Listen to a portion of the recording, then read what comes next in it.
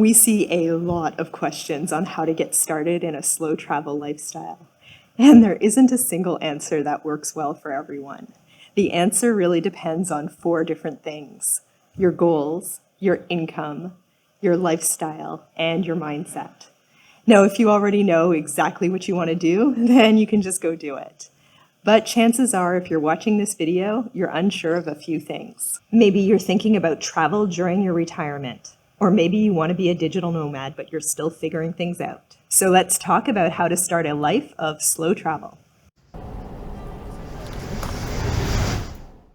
First off, what is slow travel?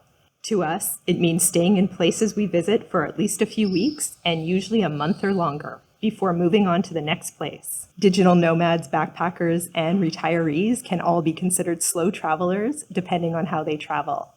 So how can you get started as a slow traveler? Moving away from a home you stay in most of the year to a slow travel lifestyle is a big deal. My biggest advice is just to start slowly. You don't have to drop everything and sell everything you own if you're not ready for that. Just take it slow. Our first foray into a nomadic lifestyle was in 2016. Chris and I were still working full-time at the time, but we managed to line things up and we were able to both get 2 months off work. We used this time to travel halfway around the world to Australia. It was a country where we could speak the language, even though there were a few Aussie expressions that really threw us for a loop, and could figure out how to get around pretty easily. We used this trip to figure out if we even liked being away from home and figure out things like travel insurance, which get kind of tricky if you're away for more than 30 days. After 2 months in Australia, we knew we wanted to travel even more, but we weren't quite ready to leave our day jobs just yet. And this was pre-pandemic, when remote work wasn't quite as common as it is today. So we just kept traveling a few weeks here and there. Our next big trip wasn't until 2021, when we traveled for 4 months. It was on that trip that we knew we wanted to travel even more and for longer periods.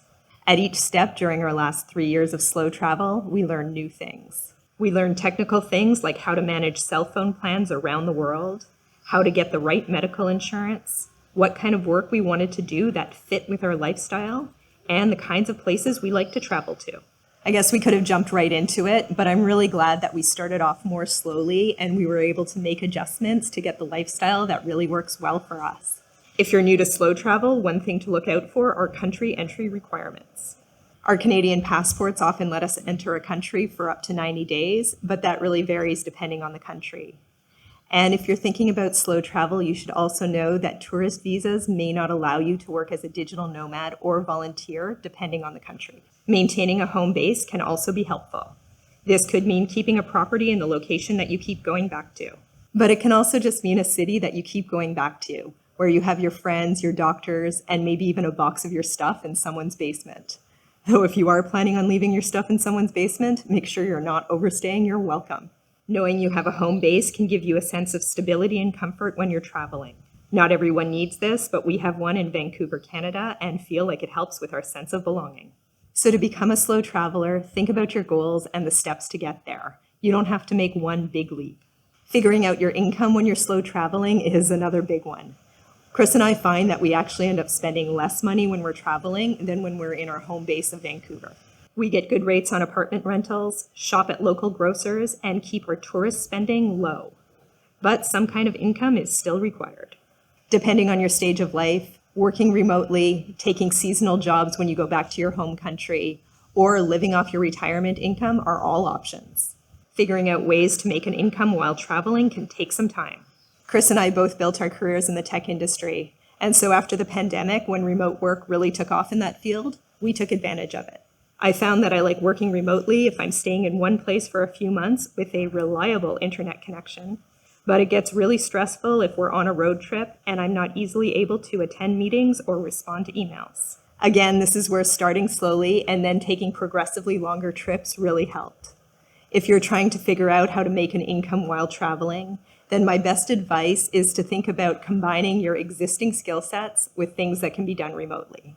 It might be easier for you to find a job in your home country that can be done remotely, rather than searching random remote work sites that can have a lot of scams. It also really helps if you have a flexible mindset. You'll probably end up in some accommodations that aren't awesome, or choose to stay in a place that everyone told you was fantastic, but you don't really like.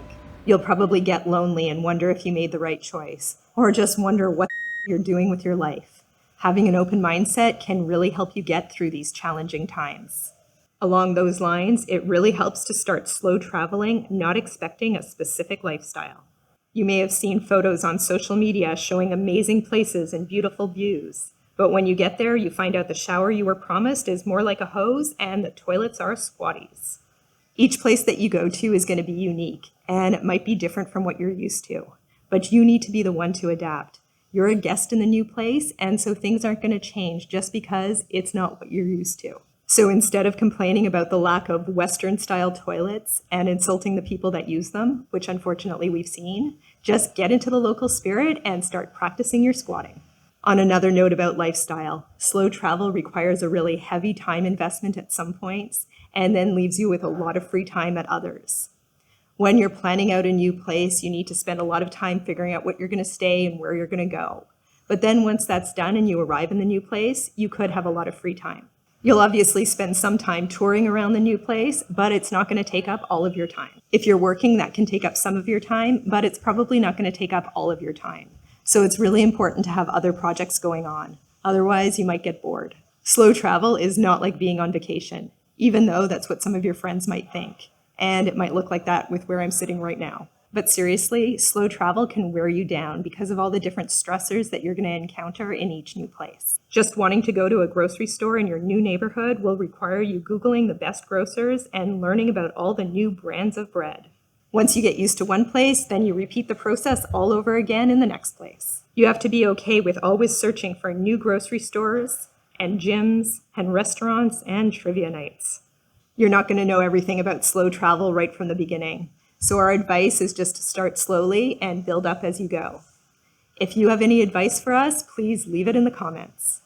That's our video for today. We will see you in the next one.